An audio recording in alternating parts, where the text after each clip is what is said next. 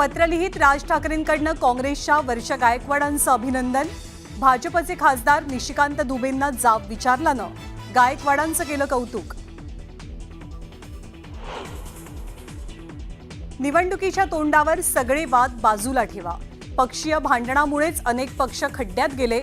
पक्षाला खड्ड्यात घालाल तर पक्ष तुम्हाला खड्ड्यात घालेल। मुख्यमंत्र्यांनी कार्यकर्त्यांचे कान टोचले। पालिका निवडणुकीच्या तोंडावर सर्वांनी एकत्र राहा। महायुतीत मित्रपक्षांवरती टीका नको, तर शक्यतो महायुती म्हणूनच निवडणुका लढणार।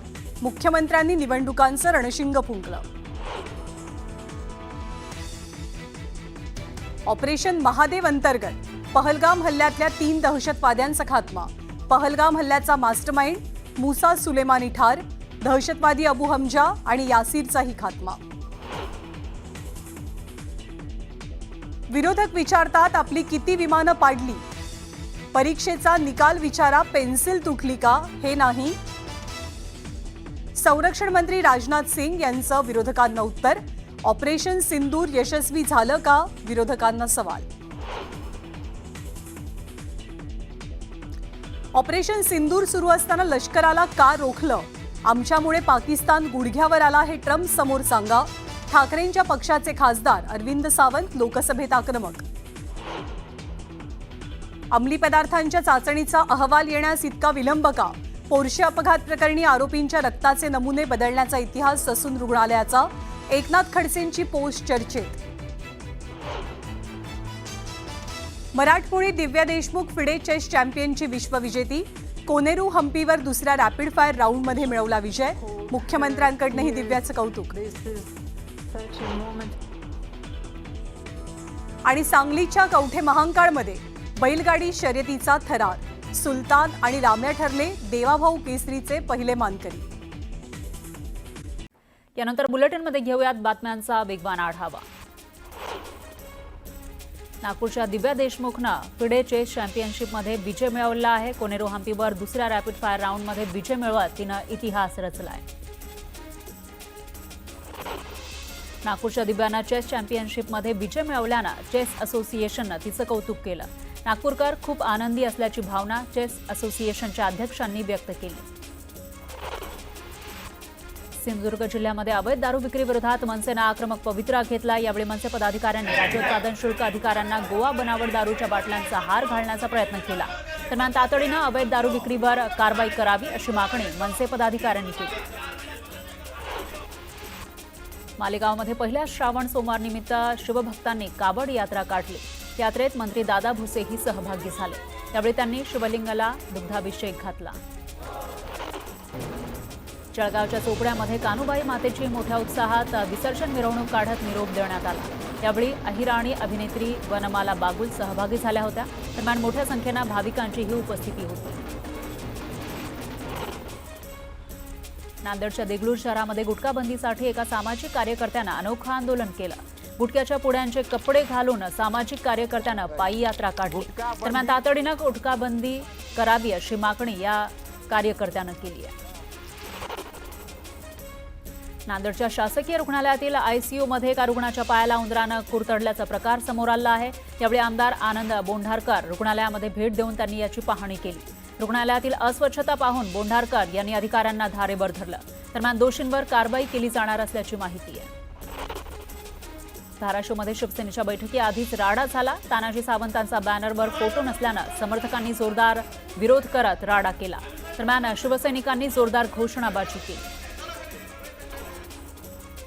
गोंदियामध्ये पोलिसांनी अवैधरित्या शस्त्र बाळगणाऱ्यांवर कारवाई केली आहे। कारवाईत पोलिसांनी एका तरुणाला अटक केली आहे। त्याच्याकडून 2 गावठी पिस्तूल आणि 10 जिवंत काडतुसं जप्त केली। पहलगाममध्ये दहशतवादी घुसले कसे याचं उत्तर संरक्षण मंत्र्यांनी दिलं नसल्याचं काँग्रेस खासदार गौरव गोगोईंनी म्हटलंय। तर पहलगाममध्ये सुरक्षा देण्यास सरकार अपयशी झाल्याचं म्हणत त्यांनी हल्लाबोल केला। काँग्रेसचे ज्येष्ठ नेते सुरेश वरपुडकर भाजपमध्ये प्रवेश करणार आहेत। उद्या मुंबईत हा पक्ष प्रवेश होणार असल्याची माहिती आहे। त्यामुळे परभणी जिल्ह्यामध्ये काँग्रेसला हा मोठा धक्का मानला जातोय। सरकारवर दबाव आणण्यासाठी जरांगेंचा मुंबईमध्ये स्टंट असल्याची टीका नवनाथ वाघमारेंनी केली। तर जरांगेंसोबत 5% ही समाज राहिलेला नाही असं ते म्हणाले। मंत्री माणिकराव कोकाटेंना मंत्रिपदावरून हटवण्याची मागणी शरद पवारांच्या राष्ट्रवादीनं केली आहे। यासाठी रायगड जिल्हाधिकारी कार्यालयामध्ये पदाधिकाऱ्यांनी निवेदनही दिलं। नाफेड कांदा खरेदी उद्यापासून बंद असणार आहे, यामुळे शेतकऱ्यांनी संताप व्यक्त केला। नोंदणी केलेल्या शेतकऱ्यांची खरेदी बाकी असल्यानं शेतकऱ्यांमध्ये चिंतेचं वातावरण आहे।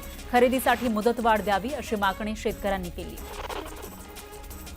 वडवणी तालुक्यातील हरिश्चंद्र पिंपरी जिल्हा परिषदेच्या शाळेची दुरावस्था झाली आहे, त्यामुळे विद्यार्थ्यांना जीव मुठीत धरून ज्ञानार्जनाचे धडे घ्यावे लागत आहेत। तातडीनं शाळा दुरुस्त करावी अशी मागणी विद्यार्थ्यांच्या पालकांनी केली आहे।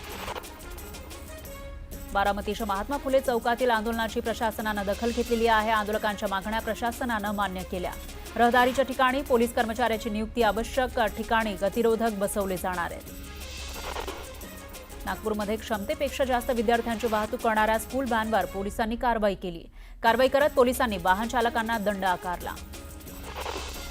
पनवेल अलिबाग एसटी बसला अपघात झाला आहे। ब्रेक फेल झाल्यानं एसटी बस थेट घरात घुसली। सुदैवानं यामध्ये कोणतीही जीवितहानी झाली नाही। अक्कलकुवा तालुक्यातील केवडी या गावात एका आदिवासी गर्भवती महिलेला तब्बल 8 किलोमीटर बांबूच्या झोळीतून जीवघेणा प्रवास करावा लागला। गावातील काही गावकऱ्यांनी पुढाकार घेऊन या महिलेला झोळीतून खांद्यावर घेत 8 किलोमीटरचा खडतर प्रवास केला आणि तिला रुग्णालयात नेलं। त्यामुळे महिलेचे आणि तिच्या बाळाचे प्राण थोडक्यात वाचले। रस्त्याअभावी अजून किती वेदना सहन कराव्या लागणार असा संतप्त सवाल इथल्या गावकऱ्यांनी केला। नांदेडमधील शासकीय रुग्णालयामध्ये शस्त्रक्रियेसाठी दाखल झालेल्या एका रुग्णाच्या तळपायाला उंदरानं कुरतडल्याचा धक्कादायक प्रकार समोर आला। आयसीयूमध्ये उंदीर मुक्तपणे संचार करत असल्याचा व्हिडिओ त्यांच्या नातेवाईकांनी मोबाईलमध्ये रेकॉर्ड केला। हिंगोलीच्या औंढा नागनाथ तहसील कार्यालयातील कर्मचारी वेळेचं बंधन पाळत नसल्याचा प्रकार समोर आलाय। कार्यालय सुरू होऊन 10 वाजून गेल्यानंतर सुद्धा कर्मचारी नसल्यानं नागरिकांनी संताप व्यक्त केला। यवतमाळ जिल्ह्यातील झरी जामणी तालुक्यातील आडेगाव ते खातेरा या मार्गाची दयनीय अवस्था झाली आहे। या मार्गाने वर्दळ वाढल्यानं रस्त्यात मोठमोठे खड्डे पडलेत। मात्र याच रस्त्यावरून प्रवास करणाऱ्या विद्यार्थ्यांसह प्रवासी हैराण झालेत। पालघरच्या तारापूर चवळीला कुडण ग्रामपंचायतीचा नागरिकांच्या जीवाशी खेळ सुरू आहे। ग्रामपंचायतीकडून पुरवल्या जाणाऱ्या पाण्यात नळाद्वारे गांडूळ आल्याचा धक्कादायक प्रकार समोर आलाय। ग्रामपंचायतीकडून पाणी पुरवठा करणाऱ्या टाकीची योग्य देखभाल केली जात नसल्याचा आरोप स्थानिकांनी केला। सांगलीच्या कृष्णा नदीपात्रामध्ये होड्यांच्या शर्यतीचा थरार पाहायला मिळाला। अत्यंत चुरशीनं दुथडी भरून वाहणाऱ्या कृष्णा नदीपात्रात होड्यांची शर्यत रंगली। ढोल ताशांच्या नादात रंगलेल्या या होड्यांचा थरार पाहण्यासाठी नदीकाठावर नागरिकांनी आणि सांगलीकरांनी मोठी गर्दी केली। साताऱ्याच्या पाटणमध्ये डिजिटल नेमप्लेट आणि QR कोड प्रणालीचा पालकमंत्री शंभूराज देसाई यांच्या हस्ते शुभारंभ झाला। येणाऱ्या वर्षभरात पाटण विधानसभा मतदारसंघातील सर्व ग्रामपंचायतींमध्ये हा उपक्रम राबवला जाणार आहे। 2 दिवस झालेल्या जोरदार पावसानं छत्रपती संभाजीनगरच्या सिल्लोड आणि वैजापूर तालुक्यातील अनेक भागात चिखलाचं साम्राज्य पसरलंय। अनेक भागांमध्ये पावसाच्या पाण्याचे डबके साचून चिखल झालाय, त्यामुळे वाहनधारक आणि पादचारी त्रस्त झालेत। जळगावच्या एरंडोल तालुक्यातील पातरखेडा इथल्या अनुदानित आश्रमशाळेमध्ये विद्यार्थ्यांना मोठ्या प्रमाणामध्ये कांजण्यांचा प्रादुर्भाव आढळून आलाय। यावेळी जिल्हाधिकाऱ्यांनी तातडीनं भेट देत परिस्थितीचा आढावा घेतला। तब्बल 76 विद्यार्थ्यांना कांजण्यांची लागण झाली आहे। बुलढाणा जिल्ह्यातील खामगाव शहरामध्ये एका तरुणाला अमानुष्य वागणूक देण्यात आली। तरुणाचा धर्म विचारून त्याची पॅन्ट काढून मारहाण करण्यात आली। या प्रकरणी संतप्त नागरिकांनी खामगाव बंदची हाक दिली आहे। शाळेसह महाविद्यालय आणि दुकानं ही बंद ठेवण्यात आली। नाफेड ACCA मार्फत कांदा खरेदीची आज मुदत संपणार आहे। मात्र नोंदणी केलेल्या अनेक शेतकऱ्यांकडून अद्यापही कांदा खरेदी करणं बाकी आहे। त्यामुळे सरकारनं शेतकऱ्यांना मुदतवाढ द्यावी अशी मागणी शेतकऱ्यांनी केली आहे। नागपुरात एका बियर बारमध्ये शासकीय फाईल घेऊन बसलेल्या 3 व्यक्तींचा व्हिडिओ व्हायरल झालाय। त्यामुळे महाराष्ट्र शासनाचे हे अधिकारी कोण होते असा सवाल आता विचारला जातोय। सांगलीच्या कवठे महांकाळ तालुक्यातील नांगोळे इथं देवाभाऊ केसरी बैलगाडी शर्यतीचं आयोजन करण्यात आलं। मंत्री चंद्रकांत पाटील यांच्या हस्ते उद्घाटन करण्यात आलं। खानदेशी आराध्य दैवत असलेल्या कानबाई मातेचा विसर्जन सोहळा मोठ्या उत्साहात पार पडला। यावेळी महिलांनी पारंपरिक ठेका धरत फुगड्यांसह नृत्यावर ठेका धरला। नंदुरबारसह धुळ्यात कानबाईच्या उत्सवाची धूम पाहायला मिळाली। सांगलीच्या तांदूळवाडी इथले कंत्राटदार हर्षल पाटील याच्या आत्महत्येची मनसेकडूनही दखल घेण्यात आली आहे. थकीत बिलाच्या मागणीसाठी राज्यव्यापी आंदोलन उभारलं जाईल असं मनसेच्या अभियंता आणि कंत्राटदार संघटनेकडून स्पष्ट करण्यात आलंय.